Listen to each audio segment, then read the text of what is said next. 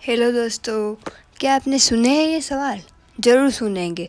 जब आप किसी दुकान पर शॉपिंग करने जाते हैं, तब यही सवाल आप खुद भी करते हैं और पहले से खरीदारी करने और कस्टमर के मुंह से भी सुनने को मिलते हैं। समय के साथ हर चीज़ बदल जाती है, इसी तरह हमारा शॉपिंग करने और बिजनेस करने का तरीका भी बदल रहा है और हमें अब कुर्सी खरीदने के लिए पास के फर्नीचर स्टोर तक जाने की कोई ज़रूरत नहीं है, क्योंकि आप ये काम घर बैठे बैठे एक क्लिक द्वारा कर सकते हैं। जी हाँ, आपने सही सुना।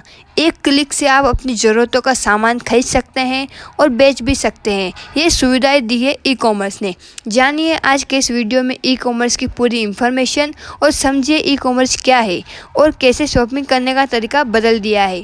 इसमें अध्ययन की सुविधाओं के लिए हमने इस वीडियो को निम्न भागों में बांट दिया है, ताकि आप एक एक टॉपिक आसानी से समझ सके और सुन सके। तो चलिए वीडियो को स्टार्ट करते हैं। इससे पहले चैनल पर नए हो तो एजुकेशन ज्योति चैनल को सब्सक्राइब जरूर से कर ले।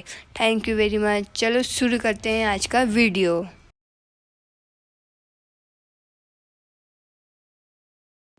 ई कॉमर्स क्या है? What is e commerce? E commerce जिसे इलेक्ट्रॉनिक कॉमर्स भी कहते हैं, इंटरनेट तथा अन्य इलेक्ट्रिक माध्यमों से उत्पाद और सेवाएं खरीदना, बेचना तथा ऑनलाइन मनी ट्रांसफ़र करना एवं डेटा शेयर करने की प्रक्रिया है। ई कॉमर्स में फिजिकल प्रोडक्ट के अलावा इलेक्ट्रॉनिक गुड्स तथा सेवाओं का व्यापार भी होता है। अगर और आसान शब्दों में कहें तो ऑनलाइन शॉपिंग करना ही ई कॉमर्स कहलाता है। आप physical product, furniture, kitchen item, industry machinery आदि digital goods, e books, e magazines, e paper, video course, graphics, paintings आदि एवं सेवाएं, consultancy, teaching, writing, health advice, legal advice आदि ऑनलाइन खरीद बेच सकते हैं। ई कॉमर्स के जरिए दुकान और सामान सिर्फ एक क्लिक की दूरी पर रह गई है। आप बस सामान सिलेक्ट कीजिए, भुगतान कीजिए और हो गई शॉपिंग। आप ना दुकान गए, ना पैसे गिने, ना दुकानदार से मिले। इतना ही आसान है ई कॉमर्स द्वारा ऑनलाइन शॉपिंग करना। अभी Amazon, Flipkart, Walmart, big basket, Alibaba, Paytm mall, Myntra, Snapdeal, ShopClues आदि ई कॉमर्स खिलाड़ियों। ई कॉमर्स मार्केट प्लेस ने ऑनलाइन शॉपिंग को व्यापक स्तर पर पहुंचा दिया है और अपने ग्राहकों तक आसान पहुंच सुनिश्चित भी की है। इससे ग्राहकों के साथ साथ मर्चेंट्स को भी लाभ हुआ है। ई कॉमर्स वेबसाइट तथा मोबाइल एप्लीकेशन के जरिए किया जाता है, जिसमें payment gateway, SSL certificates, investors tax, encrypting technologies आदि इंटीग्रेट कर दी जाती है, ताकि शॉपिंग के दौरान ग्राहकों के साथ कोई धोखाधड़ी ना हो पाए और उससे सारी सुविधाएं एक ही जगह पर उपलब्ध कराई जा सके। मगर social media platforms, online chatting, calling आदि इलेक्ट्रॉनिक माध्यमों से भी ई बिजनेस किया जा रहा है, लेकिन इन सभी से वेबसाइट और ऐप सॉफ्ट विजिटर साबित हुए हैं। अब ई कॉमर्स शब्द को लिखने का तरीका। ई कॉमर्स शब्द को सही लिखने में गलती हो जाती है, क्योंकि ई शब्द के कई रूप प्रचलित है और खूब अखबारों से लेकर ब्लॉग पोस्ट तक में लिखे जाते हैं। मगर खुशी की बात यह है कि ये सभी रूप मान्य हैं और सही भी है। आप किसी भी तरह ई कॉमर्स लिख सकते हैं। नीचे कुछ प्रचलित रूप दिए जा रहे हैं। E commerce, e commerce, e commerce. अब पसंद आपकी है, आपको कौन सा शब्द लिखने में सहूलियत होती है। मगर आप यहाँ हिंदी के लिए ई कॉमर्स हमने भी यह शब्द रूप इस्तेमाल किया है और अंग्रेजी के लिए ई कॉमर्स शब्द की सलाह देंगे। अब देखते हैं हम ई कॉमर्स का इतिहास। History of e commerce. 11 अगस्त 1994 की एक दोपहर को फिल बर्जर ने अपना कंप्यूटर शुरू किया और नेट मार्केट, एक ऑनलाइन स्टोर से स्टिंग की सीडी को $12.48 में खरीदा, जिसका भुगतान क्रेडिट कार्ड से किया गया। इस सीडी का नाम 10 स्मॉलर्स टेल्स था। इस घटना ने इतिहास रचा है और आज भी इसे असल में ई कॉमर्स ट्रांजैक्शन माना जाता है, क्योंकि इस ऑनलाइन ट्रांजैक्शन के दौरान पहली बार इंक्रिप्शन टेक्नोलॉजी का उपयोग ऑनलाइन शॉपिंग में हुआ था, जो आज आम बात हो गई है। मगर ई कॉमर्स का जन्म भी इंटरनेट के समय ही हो गया था, क्योंकि यूनिवर्सिटी, शैक्षिक संस्थान, शोधार्थी, वैज्ञानिक अपने रिसर्च पेपर तथा शैक्षिक सामग्री का आदान प्रदान करने लगे थे। यह प्रोसेस एप्रानेट के बनने के बाद अपने कदम रख चुकी थी। 1960 के दौरान बिजनेसेस ने अन्य कंपनियों के साथ अपने बिजनेस डॉक्यूमेंट, इलेक्ट्रिक डेटा इंटरचार्ज का उपयोग करते हुए शेयर करने शुरू कर दिया। फिर 1979 में अमेरिका नेशनल स्टैंडर्ड इंस्टीट्यूट ने बिजनेस डॉक्यूमेंट शेयर करने के लिए सार्वभौमिक मानक तैयार किए, जिन्हें ASC/12 के नाम से जाना जाता है। इसके बाद इलेक्ट्रिक कंपनियां जैसे eBay, अमेज़न आदि का जन्म शुरू हुआ और ई कॉमर्स क्रांति की शुरुआत हो गई। डॉक्यूमेंट शेयरिंग से शुरू हुई तकनीक आज हमारे हाथ में समा चुकी है और हम दुनिया के किसी भी कोने से ऑनलाइन उपलब्ध वस्तु को एक क्लिक करके खरीद सकते हैं। ई कॉमर्स की असल ताकत यह है, लेकिन इस ऐतिहासिक घटनाक्रम के दौरान बहुत सारी घटनाएं हुई और नए प्लेटफॉर्म्स, टूल, तकनीकी का इजाद हुआ, जिसका संक्षिप्त वर्णन ई कॉमर्स टाइमलाइन में दिया जा रहा है। यह ई कॉमर्स हिस्टोरी टाइमलाइन बनाने में विकिपीडिया और बिग बोर्ड्स पर उपलब्ध जानकारी का सहारा लिया गया है। अब ई कॉमर्स हिस्टोरी टाइमलाइन। 1969 में कंपूस सर्वे की स्थापना हुई। 1979 में माइकल एल्ड्रिच ने इलेक्ट्रॉनिक शॉपिंग का आविष्कार किया। 1981 में थॉमसन हॉलिडे यूके पहला B2B ऑनलाइन शॉपिंग सिस्टम शुरू हुआ। 1982 में फ्रांस टेलीकॉम ने मिंटिल को ऑनलाइन ऑर्डर लेने के लिए शुरू किया। 1982 में बोस्टन कंप्यूटर एक्सचेंज ने अपना पहला ई कॉमर्स प्लेटफॉर्म लॉन्च किया। 1990 में टिम बर्नर्स-ली ने पहला वेब ब्राउज़र का कोड लिखा और 1992 में बुक स्टैक्स अनलिमिटेड ने किताबों का पहला मार्केट प्लेस शुरू किया, जिसकी वेबसाइट www.books.com थी। अब यह वेबसाइट www.barnesandnoble.com हो गई है।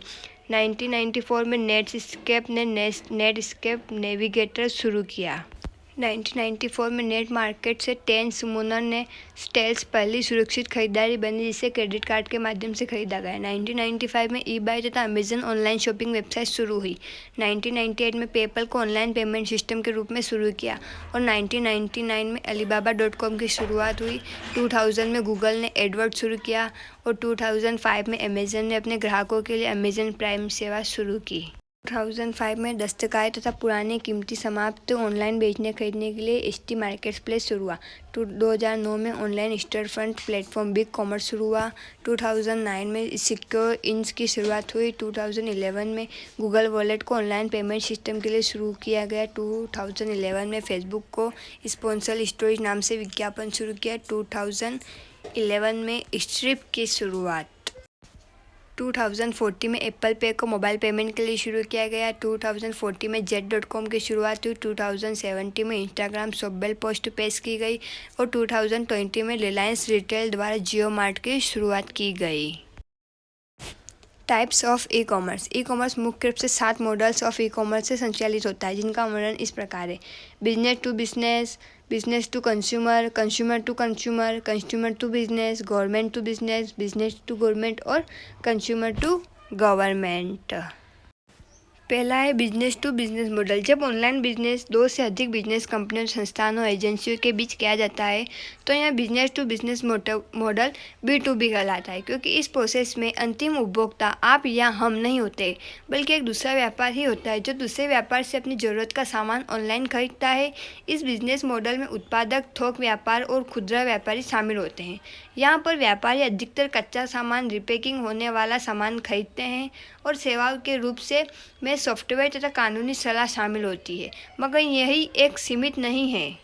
सेकेंड है business to consumer model. E commerce का सबसे प्रचलित रूप B2C है। जब आप एक प्रकाशक से अपने लिए कोई किताब ऑर्डर करते हैं तो यह शॉपिंग इस बिजनेस मॉडल में शामिल होती है, क्योंकि यहाँ पर ट्रांजैक्शन सीधा बिजनेस से उपभोक्ता के बीच होता है। थर्ड है consumer to consumer model C2C। यह मॉडल शुरुआत का बिजनेस मॉडल है। इस ई कॉमर्स बिजनेस मॉडल में एक ग्राहक दूसरे ग्राहक से ऑनलाइन ट्रांजैक्शन कराता है। eBay, अमेजन पर आपको कुछ इस तरह के मॉडल देखने को मिलते हैं, जहां पर एक ग्राहक अपना पुराना सामान तथा नया सामान भी सीधे ग्राहक को बेचता है। फोर्थ है कंज्यूमर टू बिजनेस मॉडल। जब एक ग्राहक अपना सामान अथवा सेवाएं सीधे एक बिजनेस को बेचता है तो यह ई कॉमर्स मॉडल C2B कहलाता है। एक फोटोग्राफर, गायक, कॉमेडियन, नर्तक, यूट्यूबर आदि अपने दर्शक के हिसाब से बिजनेस से उत्पादक प्रचार के शुल्क ले सकते हैं और अपनी कुछ सेवाएं रॉयल्टी के आधार पर भी उपलब्ध करा सकते हैं। ये सभी कार्य कंज्यूमर टू बिजनेस मॉडल के अंतर्गत आते हैं। पेशेवर लोग इस बिजनेस मॉडल से खूब पैसा कमाते हैं। अब फिफ्थ है गवर्नमेंट टू बिजनेस मॉडल। इस बिजनेस मॉडल का सबसे अच्छा उदाहरण है ई गवर्नेंस, जिसके तहत सरकारी अथवा प्रशासनिक संस्थान अपनी सेवाएं व्यापारिक संस्थानों को इंटरनेट के द्वारा उपलब्ध करवाती है। इन सेवाओं की सूची देश काल के हिसाब से भिन्न हो सकती है। कानूनी दस्तावेज, पंजीकरण, सामाजिक सुरक्षा योजनाएं, नौकरी प्रबंधन तथा अन्य व्यापारिक सेवाएं सरकारें ऑनलाइन मुहैया करा रही है, जिससे सरकार और व्यापारिक प्रतिष्ठानों को समय और पूंजी दोनों बच रही है। छठा है बिजनेस टू गवर्नमेंट मॉडल। जब सरकारें अपनी ज़रूरत का कुछ सामान अथवा सेवाएं बिजनेस से ऑनलाइन खरीदती है तो इसे B2G ई कॉमर्स मॉडल कहा जाता है। उदाहरण, किसी लोकल सरकारी एजेंसी को अपने अधिकारी क्षेत्र में CCTV कैमरा लगवाने हैं तो वह इसके लिए किसी कैमरे स्टोर में कैमरा खरीदता है और उन्हें लगवाने का ठेका भी किसी बिजनेस को दे सकते हैं। यह सब कार्य इसी मॉडल में आते हैं। भारत देश में इसका सबसे अच्छा उदाहरण बाबा रामदेव का लोकप्रिय स्वदेशी पतंजलि ब्रांड निजी व्यापार है, जो अपने उत्पाद भारतीय सेना सरकारी संस्था को बेच रहा है। यह बिजनेस मॉडल B2G के अंतर्गत ही आता है। सातवां है consumer to government model. E government सेवाएं यहाँ भी लागू होती है क्योंकि यह एक आम नागरिक का भी बहुत सारा सरकारी कामकाज रहता है जिसके लिए उसे सरकारी दफ्तरों के चक्कर काटने पड़ते हैं। मगर जब सरकारी सेवाएं ऑनलाइन उपलब्ध हो जाती है तो ग्राहक सीधा वेबसाइट या ऐप के माध्यम से इन सेवाओं का लाभ ले सकता है। ई मित्र सेवा, उमंग, ई फिलिंग, डिजीलॉकर, फास्टैग आदि इस मॉडल के उदाहरण हैं। अब देखते हैं हम advantage of e commerce. E commerce का सबसे बड़ा फ़ायदा यह है कि आपको सामान खरीदने के लिए दुकानदार या स्टोर तक नहीं जाना है, बल्कि सामान खुद आप तक आ जाएगा। आप बस ऑर्डर कीजिए और भुगतान करके डिलीवरी एड्रेस चुन लीजिए और हो गई खरीदारी। लेकिन इसके अलावा भी बहुत सारे अन्य फ़ायदे एक ग्राहक को होते हैं, जिनका विवरण इस प्रकार है। पहला है विश्वव्यापी ग्लोबल रीच। आप ई कॉमर्स की सहायता से पूरी दुनिया में पहुंच बना लेते हैं। यदि आप एक विक्रेता हैं तो आपके लिए नए ग्राहक ढूंढने की ज़रूरत नहीं रहती है, क्योंकि पूरी दुनिया आपका ग्राहक बनने के लिए तैयार होती है और ग्राहक के लिए दुनिया भर के स्टोर सामान बेचने के लिए उपलब्ध रहते हैं। वह अपनी पसंद का कुछ भी सामान आराम से देखकर और जानकारी खरीद सकते हैं। सेकेंड है सस्ता चीप रेट। ई कॉमर्स का संचालन एक किराना की दुकान के बराबर भी नहीं होता है। यदि आप ऑनलाइन खुद का स्टोर फ्रंट बनाते हैं, आप बिना ₹1 खर्च करे ऑनलाइन दुकान शुरू कर सकते हैं, क्योंकि कंपनियों को बिचौलिया का सहारा नहीं लेना पड़ता है। इनकी लागत का सीधा असर प्रोडक्ट की लागत पर होता है। चूँकि इनकी ज़रूरत खत्म सी हो जाती है, इसलिए प्रोडक्ट की वास्तविक कीमत कम हो जाती है और आपको सामान खरीदने के लिए दुकान भी नहीं जाना है, तो किराए और पेट्रोल डीजल की बचत भी जोड़ सकते हैं। थर्ड है आसान शॉपिंग, इजी शॉपिंग। ऑनलाइन सामान खरीदना आसान होता है। लोगों ने खुद माना है कि उन्हें दुकान से सामान खरीदने की बजाय ऑनलाइन सामान खरीदना ज़्यादा आसान लगता है और यह तरीका उन लोगों के लिए कारगर है जिन्हें स्टोर मॉल्स पर जाने में दिक्कत या असहजता महसूस होती है। वह अपना मनपसंद सामान आराम से घर से, ऑफिस से, कॉलेज आदि से ऑर्डर कर सकते हैं और उसे मनपसंद जगह पर मंगवा भी सकते हैं। फोर्थ है हर समय उपलब्ध अवेलेबिलिटी। गली की दुकान या मॉल की भांति ऑनलाइन स्टोर का कोई खुलने बंद होने का समय तय नहीं है। आप 24 घंटे शॉपिंग कर सकते हैं। यह दुकान साल के 365 दिन खुली रहती है। फिफ्थ है फास्ट चेकआउट्स। यदि आप किसी स्टोर पर जाएंगे तो आपको पहले से पहुंचे हुए ग्राहक के निपटने का इंतज़ार करना पड़ेगा और इसके बाद आपका नंबर आता है। और यदि आपको ज़्यादा आइटम खरीदने हैं तब तो आपको कई कई स्टोर्स के चक्कर लगाने पड़ सकते हैं, जो एक थका देने वाला काम साबित हो सकता है। यदि आप एक से ज़्यादा आइटम खरीद रहे हैं तो सर्च फीचर का इस्तेमाल करके अपने लिए प्रोडक्ट ढूंढ सकते हैं और ब्राउज करके एक एक आइटम की जानकारी लेकर उसे ऐड टू कार्ट अगले आइटम की खोज कर सकते हैं। अब 6 है पर्सनल रिकमेंडेशन। ऑनलाइन स्टोर आपके सर्च व्यवहार और पुरानी शॉपिंग के आधार पर आपके लिए प्रोडक्ट की सिफारिश करता है और आपकी पसंद नापसंद के हिसाब से प्रोडक्ट सुझाता है। यह सुविधा एक फिजिकल स्टोर पर नहीं मिलती है। अब है डिसएडवांटेज ऑफ ई कॉमर्स। जिस तरह सिक्के के दो पहलू होते हैं, उसी तरह ई कॉमर्स के फ़ायदे हैं तो कुछ नुकसान भी होते हैं जो ग्राहक को कोई मुसीबत में फंसा सकते हैं। प्रोडक्ट की असली जानकारी नहीं, नो टच और सिंग। एक सामान्य स्टोर से कोई आइटम खरीदते समय हम आइटम को कई तरीक़ों से जांच कर सकते हैं और साथियों से भी सलाह ले सकते हैं। मगर ऑनलाइन स्टोर से सामान खरीदते समय ये सुविधा नहीं मिल सकती, क्योंकि आप कंप्यूटर या मोबाइल स्क्रीन से एक सोफ़ा की जांच नहीं कर सकते जो सेलर द्वारा उस आइटम के बारे में लिखा जाता है। हमें उस पर ही निर्भर रहकर सामान की खरीदारी करनी पड़ती है। अब आत्मसंतुष्टि कम। जब ग्राहक अपने हाथों से आइटम को छू कर देखता है और आंखों से देखा और परख लेता है, तब उसे जो संतुष्टि मिलती है उसकी तुलना ऑनलाइन खरीदी से संभव नहीं है, क्योंकि आपको छूने और देखने की सुविधा नहीं मिलती है। अगला है तकनीकी का ज्ञान, नीड ऑफ टेक नॉलेज। यदि आप ऑनलाइन शॉपिंग करना चाहते हैं तो आपको डिजिटल साक्षर होने की ज़रूरत है। यदि आपको कंप्यूटर, इंटरनेट, नेट बैंकिंग आदि का व्यवहारिक ज्ञान नहीं है तो आपके लिए ऑनलाइन शॉपिंग बेकार है। अब है सिक्योरिटी। ई कॉमर्स पर धोखाधड़ी की सबसे ज़्यादा संभावना रहती है, क्योंकि ऑनलाइन धोखाधड़ी करना ज़्यादा आसान और बारीक है। इसे एक सामान्य यूज़र नहीं पहचान पाता है। इसलिए इसे असुरक्षित माना गया है। साइबर क्राइम का बढ़ता ग्राफ इसे और मजबूती देता है। फिशिंग, कीलाइगर्स, डुप्लीकेट यूआरएल आदि वे तरीके हैं जिनके जरिए ऑनलाइन धोखाधड़ी। अगला है ग्राहक सेवा की कमी। स्टोर से खरीदारी करते समय आप बहुत सारी शंकाओं का समाधान मिनटों में प्राप्त कर सकते हैं और आप कैशियर, क्लर्क, मैनेजर से सीधे मिलकर सवाल कर सकते हैं, मगर ऑनलाइन स्टोर पर यह सुविधा नहीं होती है और आपको एक निश्चित समय का इंतजार करना पड़ेगा यदि आप किसी सवाल का जवाब लेना चाहते हैं। अगला है वेट फॉर डिलीवरी। आपने भुगतान किया और सामान आपका, अगर ऑनलाइन स्टोर पर ऐसा नहीं है। भुगतान करने के बावजूद भी आपके सामान के लिए इंतजार करना पड़ता है, जो ग्राहक में खींच पैदा करता है और इसे कुछ बिजनेस न तो अतिरिक्त पैसा कमाने का जरिया बना रखा है, जो ग्राहक के अधिकारों के साथ भी खिलवाड़ है। E commerce platforms. आपने ये तो जान लिया है कि ई कॉमर्स के माध्यम से सामान और सेवाओं को इंटरनेट के जरिए बेचा जा सकता है, मगर कैसे? क्या आपने कभी सोचा है कि ऑनलाइन स्टोर कैसे बनता है? चलिए हम बता देते हैं। दरअसल ई कॉमर्स इंफॉर्मेशन तकनीकी के कई टूल्स का सहारा लेकर किया जाता है और एक ऑनलाइन स्टोर को बनाने में बहुत सारे अलग अलग टूल्स इस्तेमाल होते हैं, जिनके जरिए ऑनलाइन स्टोर बनाए जाते हैं। ऑनलाइन स्टोर को हम दो वर्गों में बांट सकते हैं। पहला है online store fronts, second online market place. अब है ऑनलाइन स्टोर फंड्स। आमतौर पर मर्चेंट अपना ऑनलाइन स्टोर किसी वेबसाइट के माध्यम से बनाते हैं। यह सबसे सीधा और आसान तरीका है ऑनलाइन स्टोर बनाने का और अधिकतर बिजनेस इसी तरह अपना व्यापार कर रहे हैं। Merchant shopping cart, payment gateway तथा ई कॉमर्स टूल का इस्तेमाल करके अपना ऑनलाइन स्टोर बना लेते हैं। अब है मैग्नेटो। यह सबसे लचीला और लोकप्रिय ई कॉमर्स सॉल्यूशन है प्लेटफॉर्म है जो मर्चेंट्स को शक्तिशाली फीचर्स, आसान कस्टमाइजेशन एंड ऑन्स उपलब्ध करवाता है। साथ ही विशेषज्ञों का समूह, डेवलपर तथा एजेंसियों की सेवा आपके लिए मौजूद रहती है। अब है डिमांडवेयर। यह एक क्लाउड आधारित ई कॉमर्स सॉल्यूशन प्रोवाइडर है। अब है ओराकल कॉमर्स। यह एक B2B तथा B2C e commerce solution provider है। अब है शॉपिफाई। यदि आप आसानी से एक स्टोर फ्रंट बनाने की सोच रहे हैं तो शॉपिफाई आपके लिए यह सुविधा दे सकता है, क्योंकि इसके ड्रैग एंड ड्रॉप बिल्डर द्वारा अपना ई कॉमर्स स्टोर बनाना, पत्ते सजाना जैसा काम है। Shopify templates, inventory tools, buy button, payment solution आदि एक ही जगह उपलब्ध करवाता है। WooCommerce. यदि आप एक वर्डप्रेस ब्लॉग को ऑनलाइन स्टोर में बदलना चाहते हैं तो वू कॉमर्स इसमें आपकी मदद कर सकता है। यह एक open source e commerce tool है जो वर्डप्रेस साइट को एक ऑनलाइन स्टोर में बदलने के लिए आवश्यक है फीचर्स उपलब्ध करवाता है, मगर site hosting, domain name, SL, payment gateway आदि साइट ओनर को संभालना पड़ता है। अन्य प्लेटफॉर्म्स में यह झंझट नहीं रहती है। अब है बिग कॉमर्स। यह प्लेटफॉर्म B2B ई कॉमर्स के लिए शानदार फीचर्स उपलब्ध करवाता है। इसके जरिए बड़े आराम से एक ऑनलाइन स्टोर बनाया जा सकता है। साथ में इसके द्वारा एक ब्लॉग, सोशल मीडिया प्लेटफॉर्म पर भी सेलिंग की जा सकती है। अब है ड्रूपल कॉमर्स। यदि आप ड्रूपल प्लेटफॉर्म का इस्तेमाल करते हैं तब आप इस टूल के द्वारा अपना ऑनलाइन स्टोर बन सकते हैं।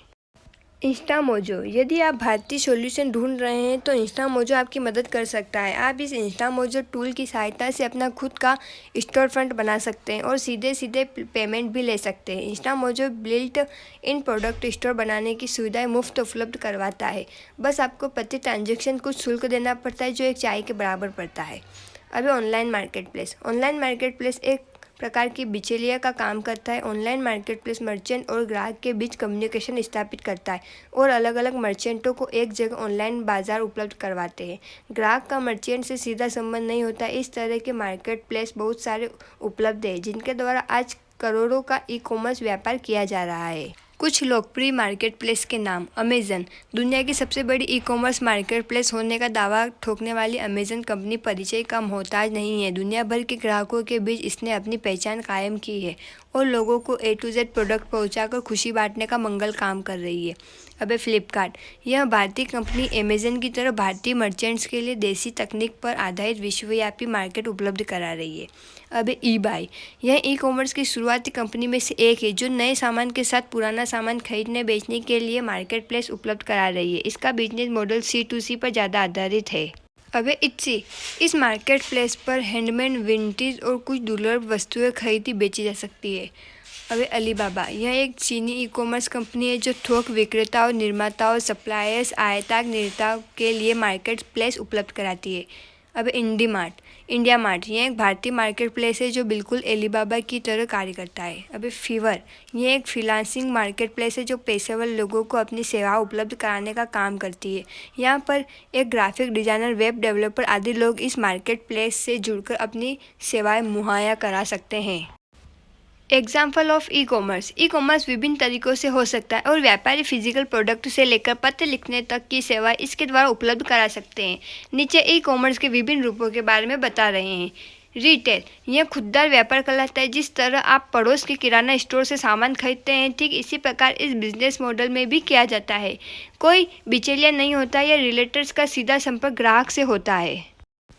होलसेल थोक व्यापार में वस्तुओं को समूह में बेचा जाता है। यहाँ पर ग्राहक डिटेल्स होते हैं क्योंकि इसमें असल उपभोक्ता से कोई संबंध नहीं रहता है।